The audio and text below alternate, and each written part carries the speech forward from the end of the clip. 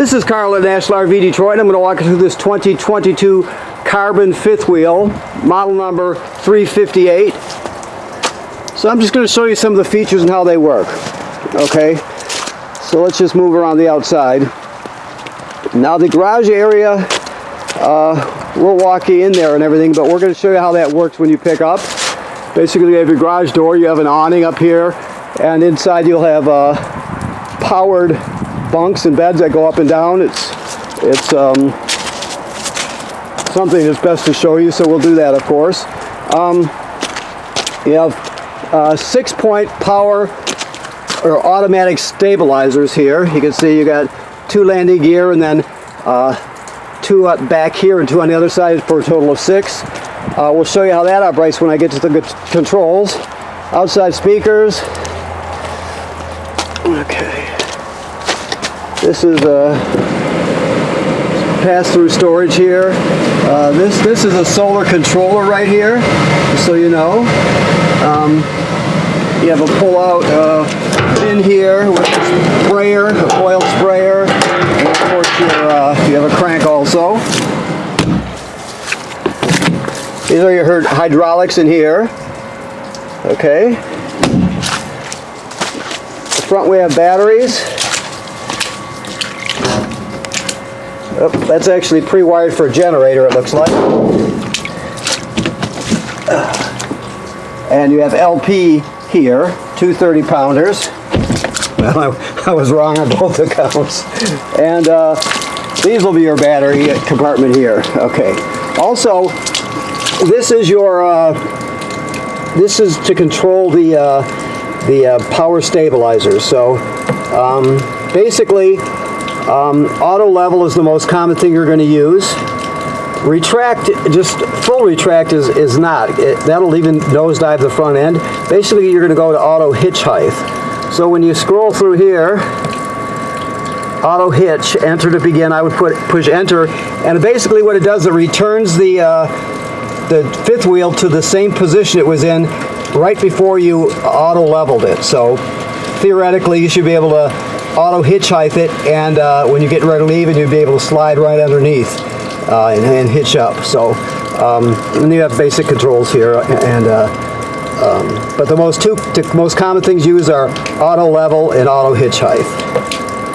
Okay. This is your water compartment. So again, there's a port for that hose, the sprayer. This key right here is to disconnect your batteries. It's just a disconnect switch, so you can shut them off. This is cable and satellite through. These are your low point valves here. Gray tank, black tank. Your black tank flush is right here, so after you dump the black tank, you leave the valve open. You can hook the hose on here and you can actually flush your black tank out. Your city water fill is here. You winterize it through this port right here and use these particular selector. Tank fill. And if you look here, there are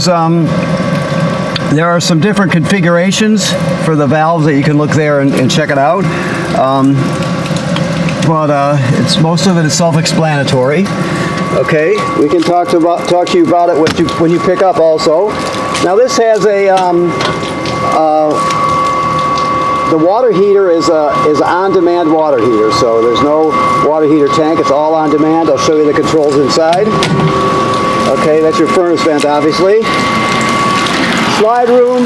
This is a vent for the range hood right here. So if you're going to be venting to the outside using the range hood fan, you want to open those 2 latches on each side of there so the baffle flaps freely when you're venting. Okay. This is your, I don't know if you've got it open right now, but probably not. Oh yeah, it does. This is your fuel station here. Okay, and there is your pump motor plus the gauge next to it. Okay, you have a 30 amp cord. We give you the reducers. You also have a ladder that folds out, which makes it real easy to inspect the roof. You want to inspect the roof every 60 days or so to make sure there's no damage to it. By road debris or low branches, you don't want it to you look for cracking or separation where the sealant's at, that sort of thing. You're just inspecting it to stay ahead of things in case you have an issue. You're just protecting your investment. So make sure you inspect that regularly. Power awning with LED strip, if I didn't mention that. Okay. Now we're still cleaning in here, but it's been snowing and wet, and so we're kind of working around all that. So it's a little bit of a mess, but it's in pretty good shape. Let me turn on some lights here so you can see. Okay. We'll start at the control panel. So the control panel is behind this cupboard here. So you have a fuel gauge, of course, and then you have your levels for your tanks, of course, and your battery. Your water pump, which is right here. You know, you have a fresh water tank. I didn't mention that outside, but you can use city water, which is the most common way to get water to the trailer, or if you're camping someplace without city water, you can pre-fill your fresh water tank and use the onboard pump to pump the water. You also use this pump to winterize the trailer. Lights here, your 3 slide rooms, the bedroom slide, and then the 2 main slides here, and that's your power awning. Make sure you never leave that out unattended because it can get damaged very quickly. And then of course it's pre-wired for a generator. This is your power converter right here. This converts AC to DC power. So you have regular circuit breakers on this side, 110 AC, like you see at home, and they're labeled right here.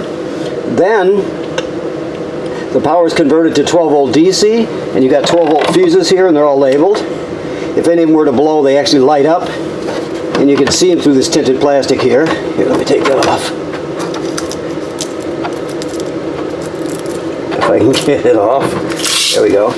Okay, one other thing, this is a battery tender, so as long as you're plugged in, this is going to, basically it keeps track of how much energy are in your batteries or battery, and it'll always keep it charged. So it's a battery tender. If the batteries are topped off, charged, it'll just send a couple amps to maintain it. If they're low, it'll send 10 amps or whatever it needs. So when you're pulling down the road, obviously your tow vehicle's alternator will charge the battery, and when you're plugged in, this power converter does. Okay.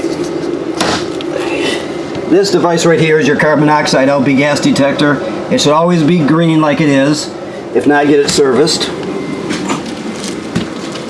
Okay. So this is your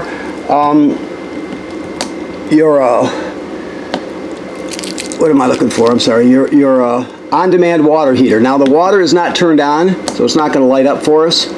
But basically that's your power switch, that's your temperature, and it just gives you on-demand and endless supply of water if you need it.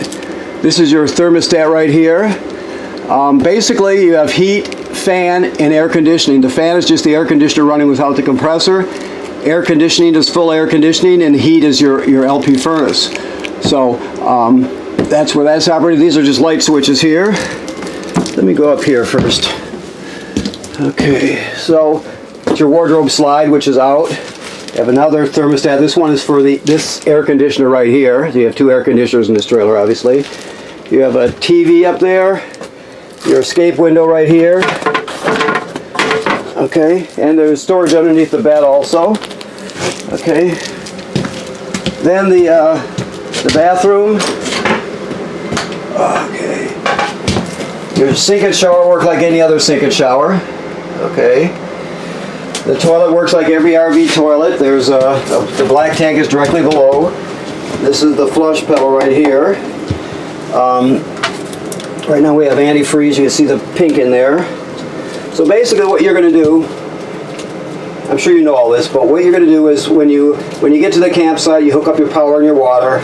Then you're going to come in here, you're going to put a dose of chemical right in the bowl, and then you're going to step on the flush pedal and hold it down until you put at least a gallon of water in there along with the chemical. You know, you can use more, but not less. You can start off with a gallon, and you can add more if you choose. The thing is, you can't use it dry, obviously, because the smell is terrible, and also it can get clogged up. So you always want to make sure you have water and chemical in there. Okay.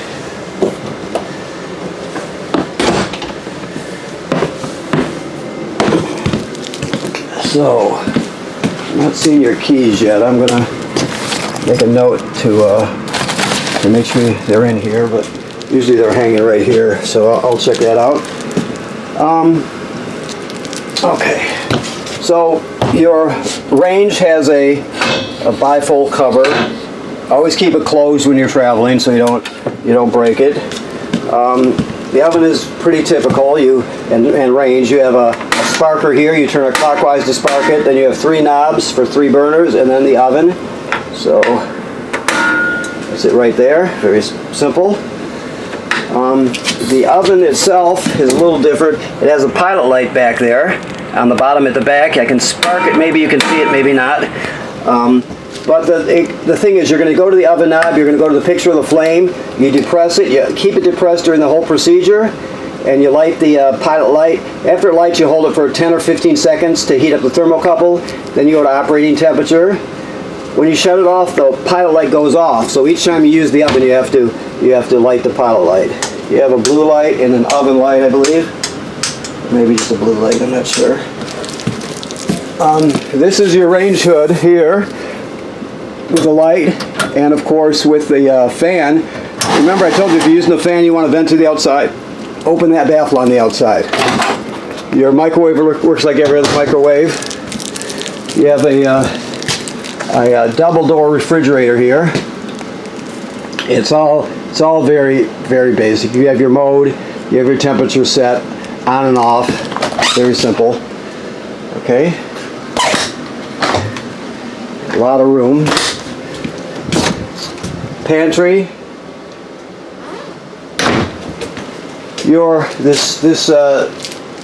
These chairs are theater type seats, maybe, if you want to call them that. They have the footrest is automatic on them. You can see there and there.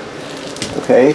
Your sound has a remote, which is this one right. Let's see which one is it. This one right here, I believe. And then the TV is this one here. So basically you can play discs with it. You have a USB, so you can stream off a USB stick, take all your favorite stuff or albums with you, whatever, and carry them on a USB drive. You have 3 speaker zones, A, B, and C. A is this room. B, I believe, would be the bedroom, usually, and then C will be outside. You have Bluetooth, so you can hook up wirelessly with your phone or your tablet. So there's a lot you can do with it, of course. And then you have your TV here. Okay. Let me look around here. Okay. You have a loft up here. I almost walked past that, but you have a loft. Probably can see it from here also, I would think. Maybe not. No, just from the other side. Okay, so here you have your vent, your ceiling vent is operated by that switch there, that remote. You have all your controls here, your rear awning, all that stuff. Also, we'll show you this when you pick up, obviously, but this bottom section comes down, and it's either a bed or you can fold it into benches, so you can sit there. The top one is a bunk too. You can bring that down, so you have 2 bunks back here if you need to. If you're carrying your stuff back here, your 4-wheelers or bikes or whatever you got, obviously you want it up. It's got tie-ups on the floor. And also, when the ramp's down, it's neat. It's like a patio, and it has this really nice patio doors on it, which is really a cool thing. Sometimes they just have a screen there. This is kind of elaborate. That's your dump hose there, of course. Your washer dryer combo. And the bathroom here, I believe, yes. Just a 2-piece bathroom. Toilet and a sink. The toilet works the same way as the other one. Chemical and water in it before you use it. You have 2 black tanks on this trailer, so keep that in mind. One for this toilet, and then another one for the one in the front. So, okay. Excellent. Okay, so let me look around here. You have a carpet that rolls out, all that stuff. We'll go over that with you. Like I said, we're still cleaning it up for you. We're fighting with the weather here. Okay. So I think that's good. Let me look around. Okay, so I want to thank you for purchasing your trailer here at National RV Detroit. Please remember what I said about inspecting the roof every 60 days or so. That's very important. Just to stay ahead of things if it gets damaged or there's trouble with one of the seams where the sealant is, for example. You stay ahead of that, and this thing will be bone dry 20 years from now. So always inspect the roof. And right now this is winterized, so all the water's been purged and replaced with antifreeze. It does have a on-demand water heater, so you don't have to worry about about winterizing your water tank or anything. So it's got antifreeze in it, and it's set for the winter. Okay, thank you.